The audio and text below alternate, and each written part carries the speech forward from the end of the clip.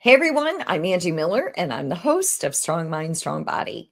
And in my upcoming episode, I have brought you part 2 of my series on the I am trap. And this second part is focused on solutions, how to rewrite your mental health story. So I talk about the I am trap and how we get trapped in these identities. We get inside of the identity like I am anxious, I am depressed, I am not good enough. And in part 2, I give you solutions on how to step outside of this narrative or this cognitive bias that we hold and how to rewrite our story because we are the author of our story. And that is such an empowering thing to remember. So, in my first part 1, it was the why. And in today's episode, it's the how. And it's research backed tools to help you rewrite your story. So, I really hope that you'll join me for this episode. And when you're finished watching, I hope you'll like, follow, and subscribe. I'll see you in the show.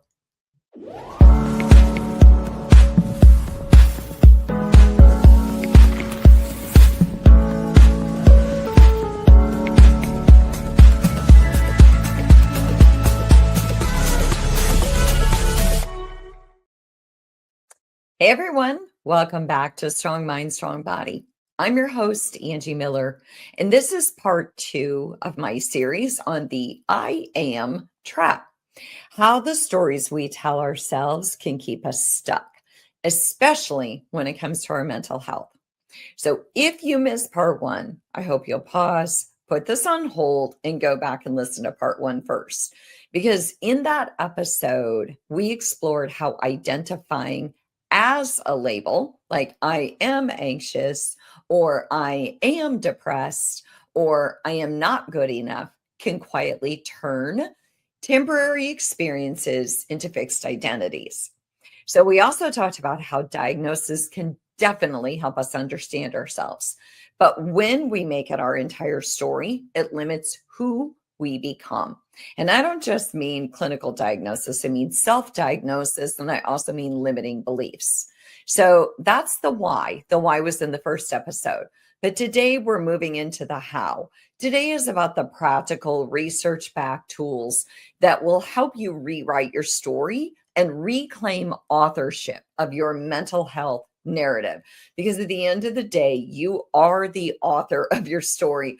You get to write the story about your own mental health, no matter the diagnosis. So I am so ready for this. How about you?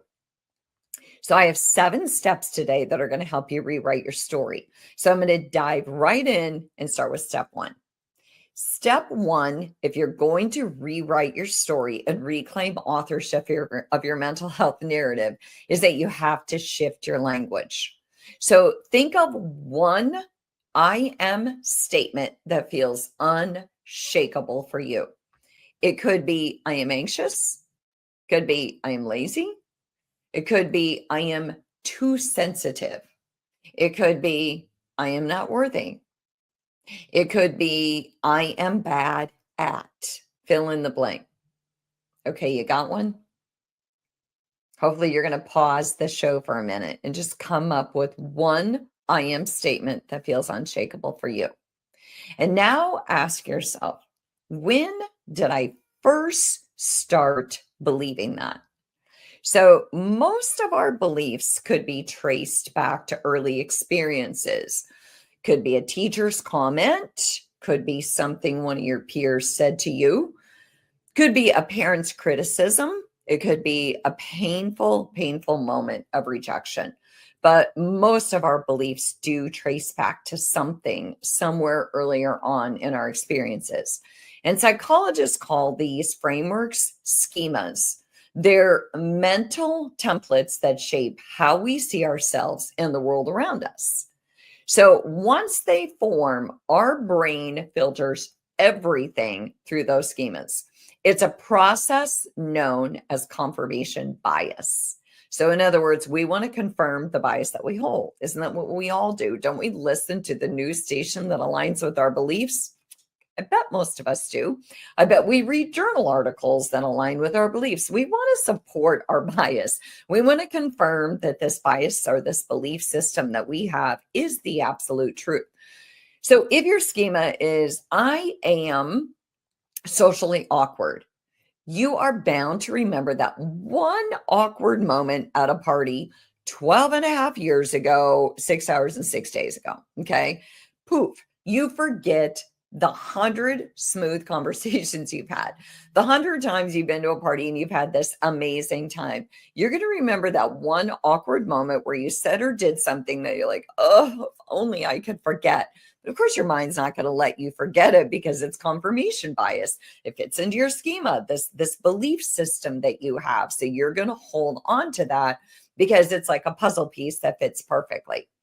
So research shows that these identity-based narratives can become self-fulfilling. Of course, it's like this self-fulfilling prophecy that we create. It reinforces stress and it reinforces low mood or affect over time.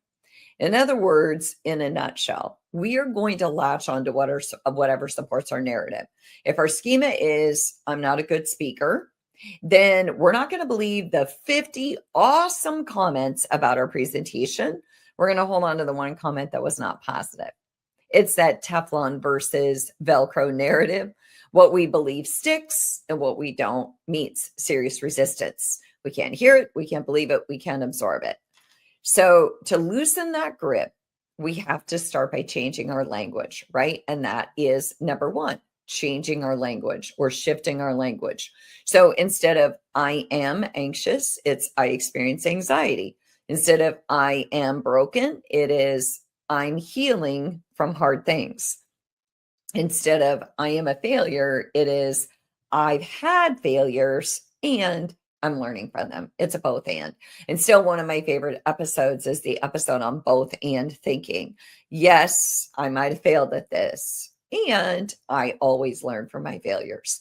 So language creates distance, and with distance becomes possibility. So the further we distance ourselves from this bias that we hold, the more we have room between us and this bias to create new possibility, to rewrite our story.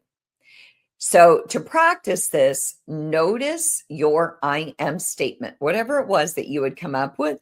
Notice your I am statement for 2 days and then rewrite your top 3 using I experience, I'm learning, or I'm working on. So let's say it is, I am not worthy. It could be, I experience feelings that I'm not worthy, or I'm learning to do things that make me feel more worthy, or I am working on changing my mental framework so that I can use kinder language toward myself. Okay.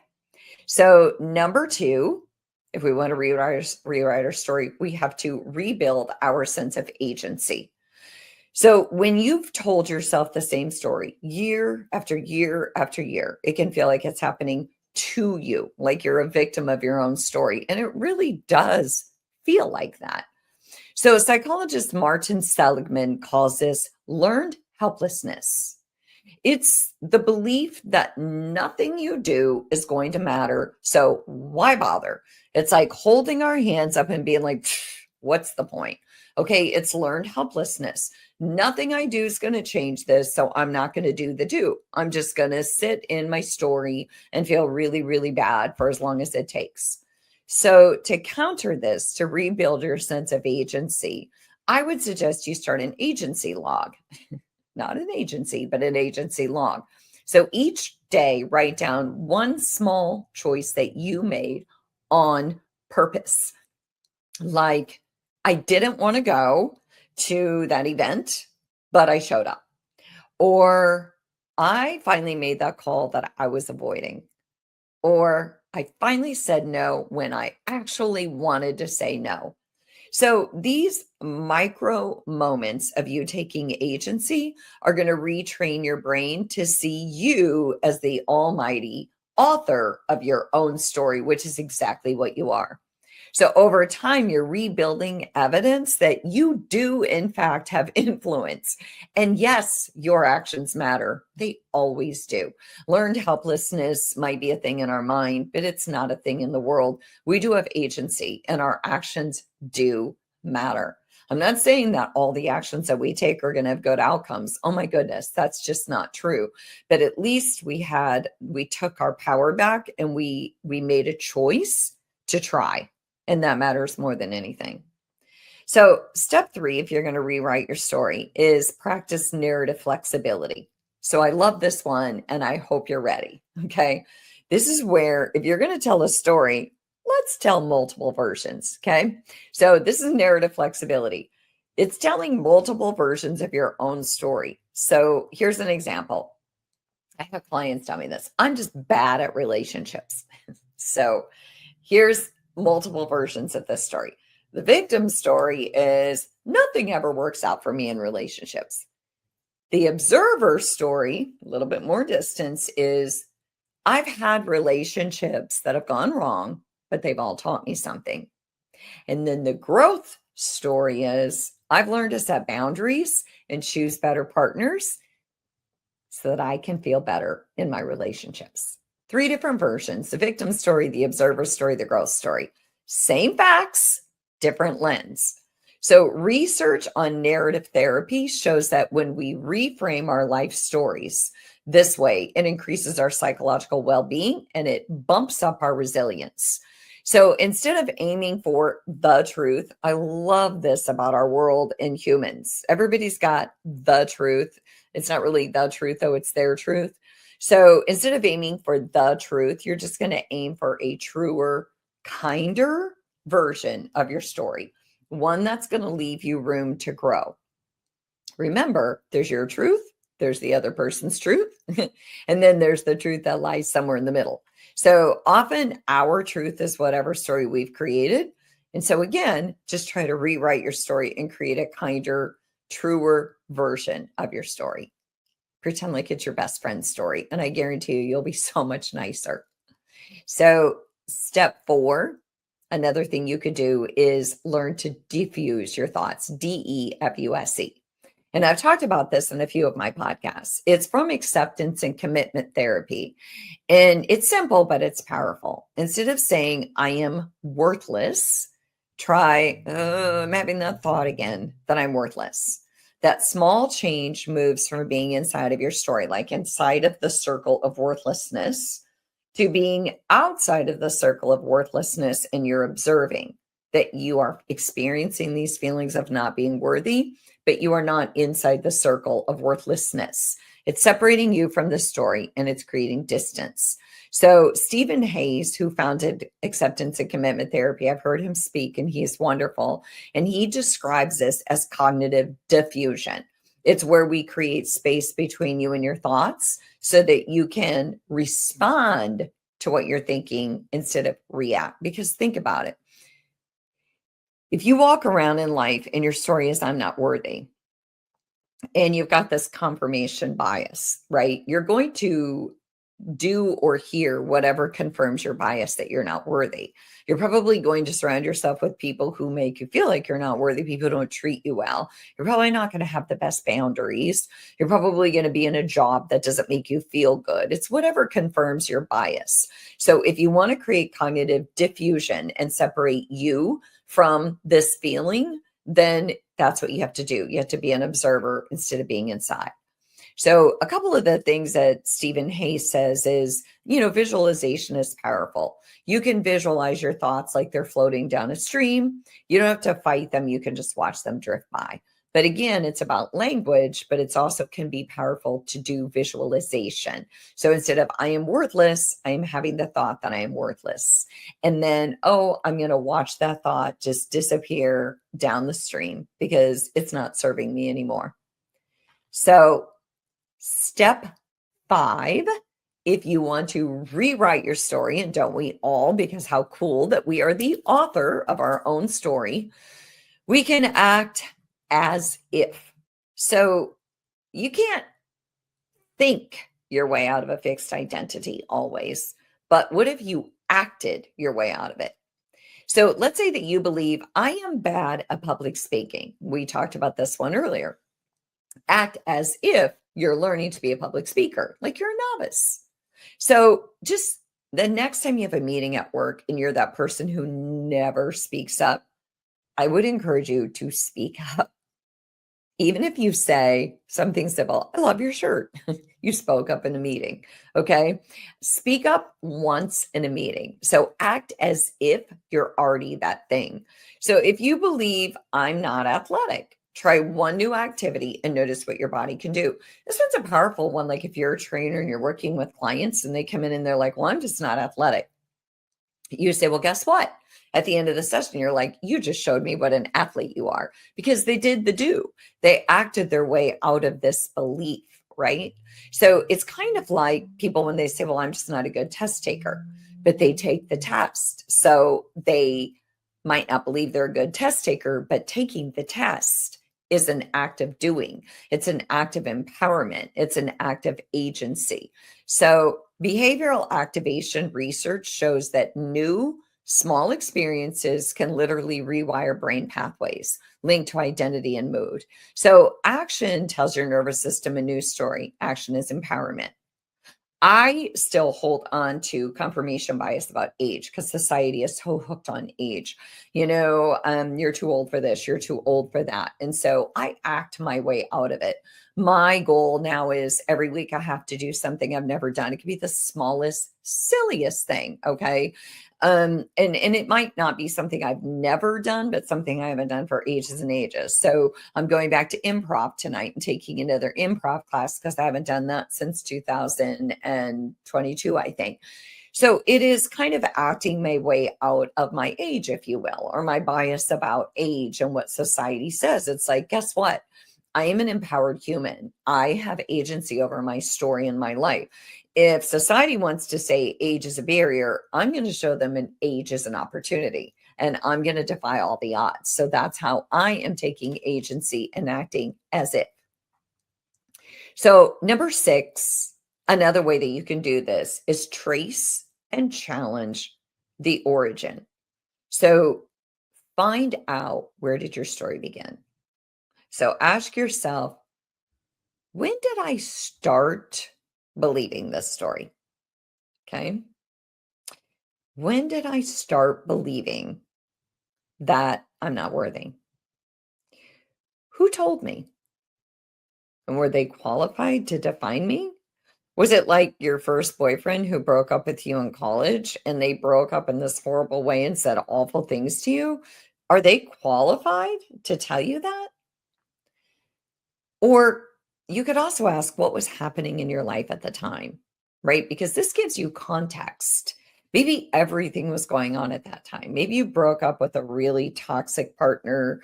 Maybe at the same time you were losing your job, you were in a new city, you didn't have any friends, you didn't feel the support system. And so things that happened and things that were said to you, you felt like they were happening to you. You didn't have as much agency over your life. And then what evidence do you have that contradicts this story today? So, yes, where did it first begin? Who told you and were they qualified? What was going on in your life at the time contextually? And then what evidence do you have now that would contradict that story? So, for example, I'm not creative. Could have come from a fifth grade art teacher. But now let's say you write poetry, you cook creatively, and you solve problems daily. That old story was never your truth. So step 7 is get support for the rewrite. You didn't create these stories alone. We don't live on this earth as a single entity. We are impacted by those around us. And I would like to think that that means that we are very cognizant and very empathic of how we impact others, knowing that each of us has an impact on every human we touch. And if we want the impact on our system to be kind and gentle, I hope we are putting kind and gentle out into the world. So you didn't create these stories alone, so you don't have to rewrite them alone. Studies show that narrative change is going to be most successful when it is supported by, quote, co-authors. So the co-authors could be therapists, coaches, trusted peers, a really, really good partner. So narrative change can it can happen, but a lot of times we have a hard time rewriting our own story. We need co-authors. We are great at rewriting our friend's story or somebody we admire, but not so much ourselves. So maybe just tell the people you trust, hey, if you hear me say X, like if you hear me say I'm too old or I'm not worthy, can you remind me, hey, Sam, Sally, Angie, Eric, remind me, hey, you're writing a new story. Remember? That doesn't fit into your new story. So, in closing, let's recap and bring all of this together. So, we talked about the I am trap, and then I gave you 7 solutions on how you can change or get out of that trap. Number 1 was to shift your language. Number 2 was to rebuild agency. 3 was to practice narrative flexibility. 4 is diffuse your thoughts. 5, act as if. And 6, challenge your origin story. And 7, get support. You don't have to do all 7. In fact, that would be kind of crazy. Just choose one. Choose one, and maybe next week choose another one, and next week choose another one. 1 or 2 will stick with you and resonate, probably if you won't. Because one new story, one new action, one new outcome equals one new belief. So remember, your story isn't set in stone. It's being written right now in every choice you make. Today, right here, right now, is part of your story. And I'm really happy that we could begin this rewrite process together, because you're not your diagnosis, self-diagnosis, or clinical or limiting belief. You're not your past. You are an author, and you can change the plot.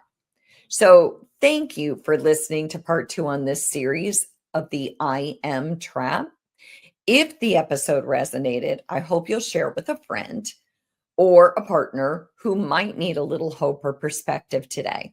And if you want to keep the dialogue going, connect with me on Instagram or Facebook at Angie Miller Fitness, or visit me on my website, angiemillerwellness.com.